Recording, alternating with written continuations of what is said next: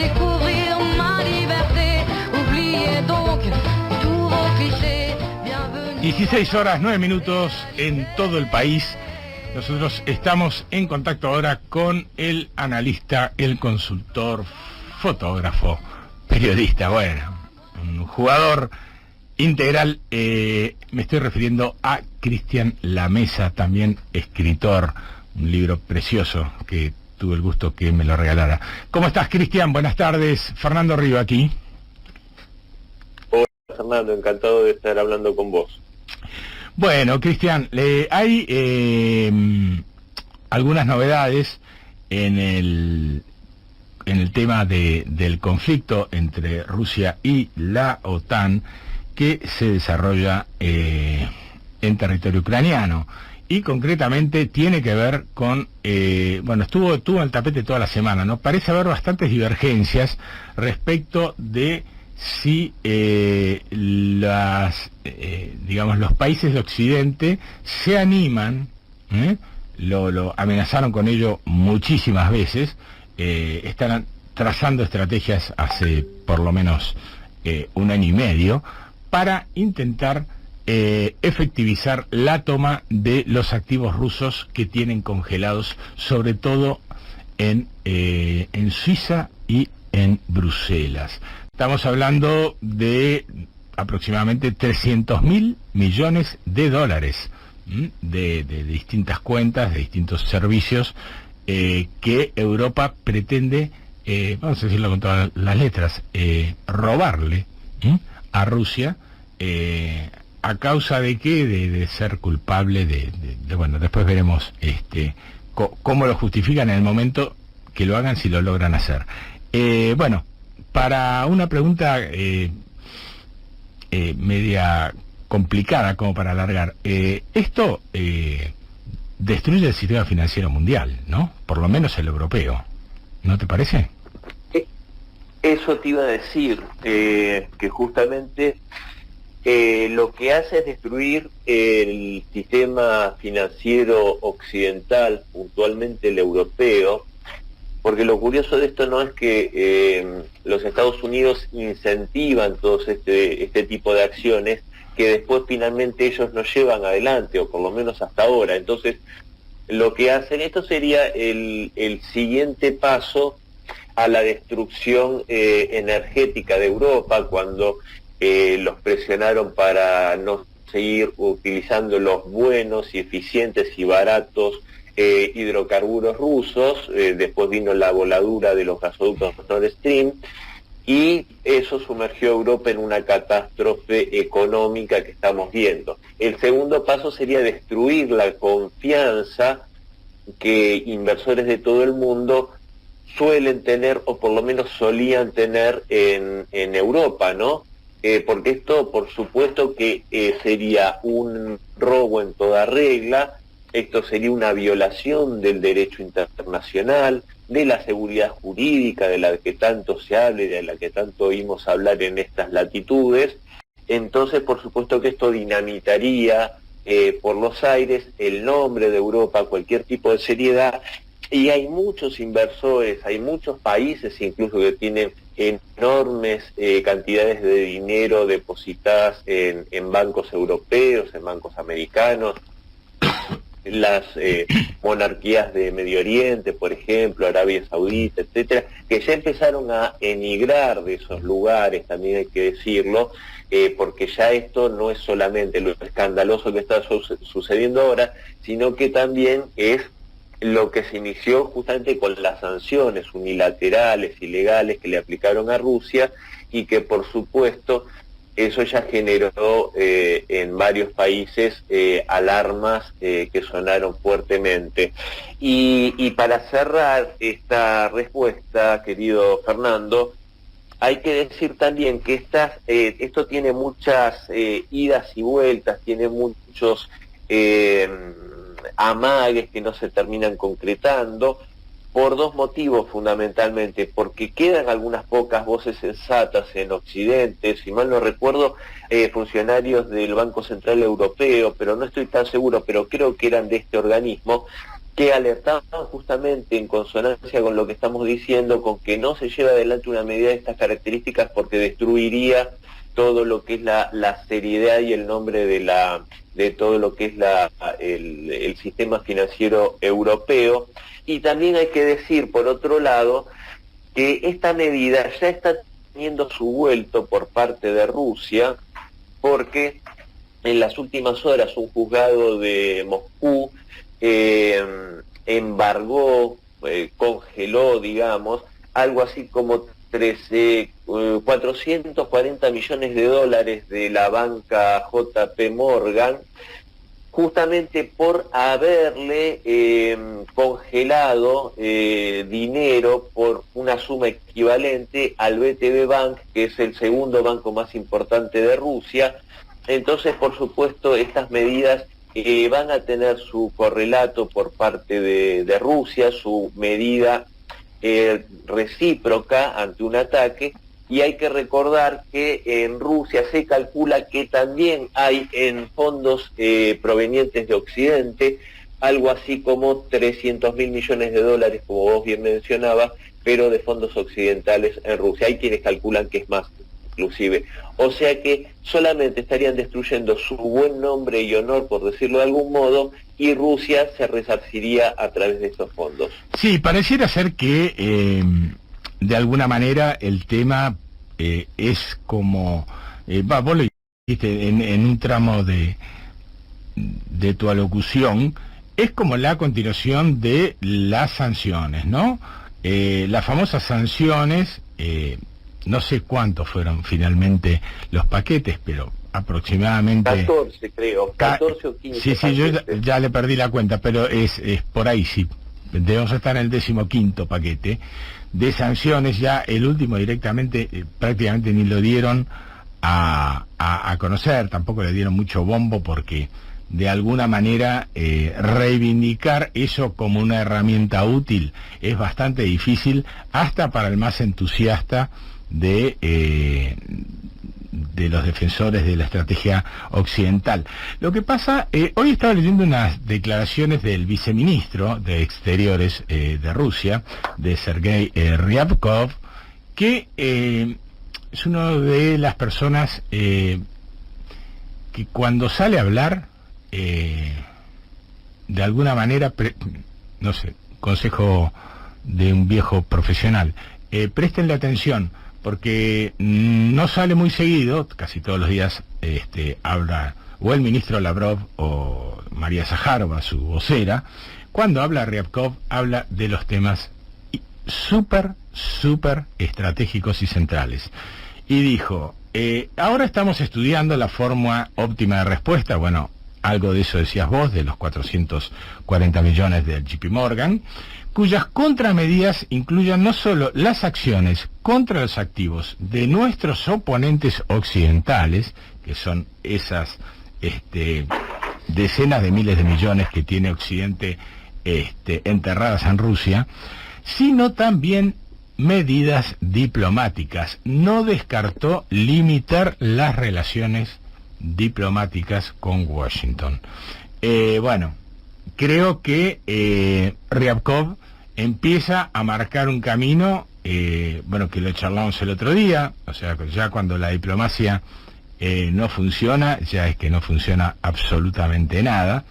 Y claro, ahí tampoco es vamos a cortar todo, pero de alguna manera, si Estados Unidos y Rusia empiezan a limitarse, porque habitualmente toman medidas simétricas, las relaciones diplomáticas, me parece que estamos a las puertas de un lío grande, ¿no? Y esto se desata justamente por el tema anterior que vos hablabas. Sí, vos sabés que una breve nota, cuando vos comentabas lo de las sanciones, los paquetes de sanciones, que lo describías tan claramente, a mí me vino a la mente la imagen de los flagelantes. ¿Te acordás en estos personajes que se cuentan que en la Edad Media iban autoflagelándose, pegándose cadenazos en la espalda y otras cosas, como para purgar la culpa y como una forma de penitencia? Y pensaba que los países europeos han sido flagelantes, ¿no? En este sentido, porque cada paquete de sanciones es un cadenazo que se pegan a sí mismos, por decirlo de una forma suave, pero parece que no toman conciencia de esto, y como si eso fuese poco, bueno, esta medida que, como recién decíamos, puede terminar de destruir la economía de Europa. Y respecto a esto que comentabas de los comentarios de Ryabkov, por supuesto que Rusia tiene mucha paciencia. El pueblo ruso tiene mucha paciencia, es un pueblo muy pacífico. A lo largo de su historia ha respondido bélicamente a ataques, agresiones. Siempre ha tenido fuerzas armadas defensivas, ¿no? Que han justamente repelido invasiones, muchas de ellas sangrientas, como la de los nazis, pero hay que recordar también las napoleónicas, hay que recordar invasiones llevadas a cabo por Suecia, por Polonia, por Lituania, Inglaterra, Canadá, sí, por el norte. Bueno, es en la guerra civil rusa, 14 sí, claro, países extranjeros invadieron el territorio ruso.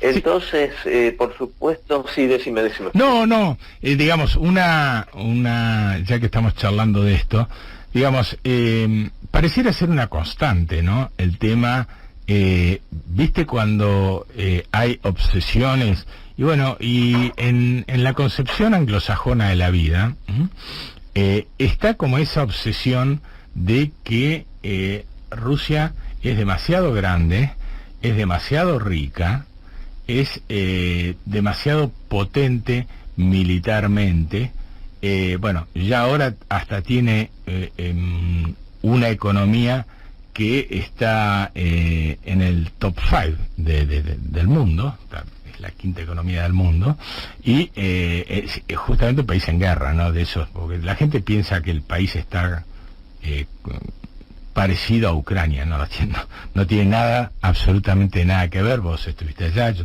tuve la suerte también de estar. Nada, es un país que sí está librando una guerra, pero el país vive con absoluta tranquilidad y normalidad esa situación, digamos, no la niega, sí está obviamente trabajando 24 horas por día en todas sus fábricas militares, sí está, bueno, muy atento a todo lo que pasa, pero bueno, es un país que siempre lo quisieron descuartizar, o sea, 89 regiones tiene Rusia, 89 regiones, o sea, la Argentina es un país enorme, es un país divino, riquísimo, y nosotros tenemos la Patagonia, el NEA, el NOA, el centro, el litoral, Mesopotamia, Cuyo, ¿está? Bueno, 7, 8, ellos tienen 89. Y aparte hay 3 o 4 regiones de Rusia, que están del centro hacia el este, que son más grandes que toda Europa juntas, más grande que los 31 países de Europa. Entonces, bueno, pareciera ser que esa obsesión de alguna manera desarmar esa maquinaria que desde el imperio hasta acá llevan 500 años, manteniéndolo unido, 500 años manteniéndose fuertes ante todos estos intentos que fueron por arriba, por abajo, por el medio, como vos decías, con Napoleón, con Hitler, por el Ártico. Realmente es una... más que, viste que tiene fama de país agresor Rusia, y es el país quizá uno de los más agredidos en la historia del mundo moderno, ¿no?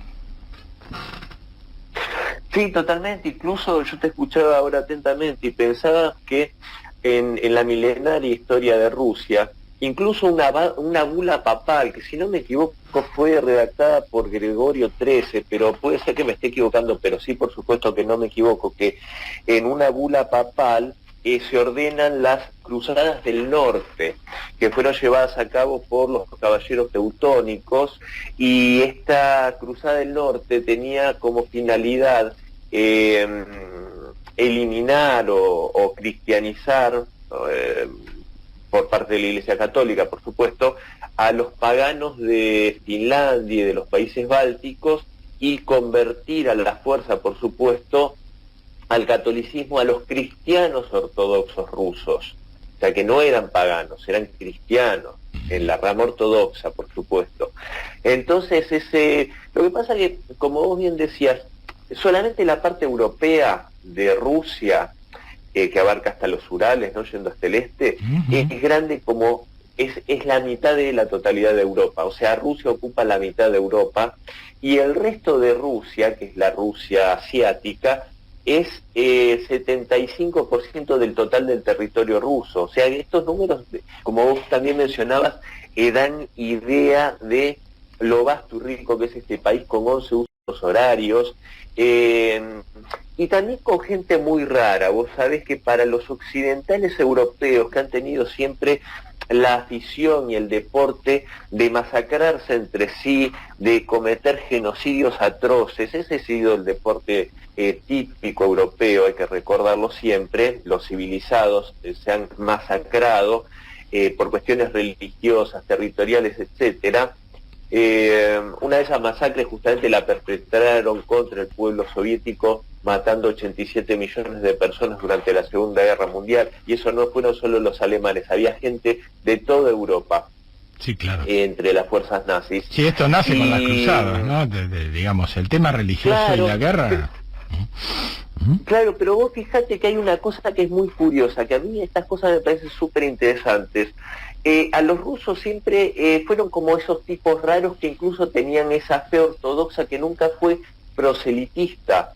La Iglesia Ortodoxa rusa nunca buscó conversiones forzadas. A los pueblos que iban sumándose al Imperio Ruso, eran pueblos que eran respetados en sus diversidades lingüísticas y religiosas. Por eso, de hecho, la mayor comunidad budista de Europa está en un oblast en Rusia, y son mayoría en ese oblast, porque siempre se respetaron a las minorías ortodoxas, a las minorías musulmanas, judías, budistas, e incluso de otras religiones muy pequeñas que estaban en otras regiones de Rusia. Cuando a Rusia le invaden la mancomunidad polaco-lituana, que dicho sea de paso fue una invasión y una ocupación muy salvaje, que llegaron a ocupar Moscú, llegando a asesinar al patriarca de la Iglesia Ortodoxa, dejándolo morir de hambre después de haberlo torturado tremendamente, y se terminó de desatar el caos para los polacos, porque fueron vencidos y expulsados violentamente del territorio ruso, porque quisieron justamente convertir a la fuerza al catolicismo, a los cristianos ortodoxos, que hay que recordar que es un pueblo muy devoto el ruso. Ahora, paradójicamente, cuando Polonia estuvo siendo parte del Imperio Ruso, como el Gran Ducado de Varsovia, los polacos conservaron y nunca se trató de sacarlos de su devoción al catolicismo romano. Entonces ese también es otro componente que muchas veces dice que al distinto, y más el distinto que no busca que seas como él, como que a cierta gente le das mucho resquemor. Entonces, y con esto cierro, con esta tradición que tiene Rusia de ser un país pacífico, de ser un país que es muy abierto y respetuoso de los demás, con nosotros, con los latinoamericanos particularmente, tiene mucho cariño, pero que seas pacífico no quiere decir que te dejes subyugar. Al oso ruso, cuando se lo provoca y le quieren meter un palito en el ojo, o se quieren meter con sus osesnos, bueno, cuando salió de la cueva es difícil de hacer que se vuelva a meter en la cueva sin haberse cobrado las ofensas, ¿no? Entonces, en todos los terrenos, ya sea el militar o el financiero, el económico, Rusia no se va a quedar cruzada de brazos, y creo que de esto hablaba un poco Ryazkov. Cada cosa que haga Occidente contra Rusia va a tener su correlato, y hay que recordar que en última instancia fueron los cosacos los que entraron a París en la época de Napoleón, y también fue el Ejército Rojo el que entró en Berlín, cobrándose las infamias y las atrocidades hechas por Adolfo Hitler. Sí, la verdad que una de las... Te escuchaba hablar, a mí me encanta, porque a raíz de las historias y de las realidades que uno puede leer, a veces tiene la suerte de poder vivirlas personalmente, uno va detectando cuáles son las razones por las cuales las cuestiones suceden, ¿no?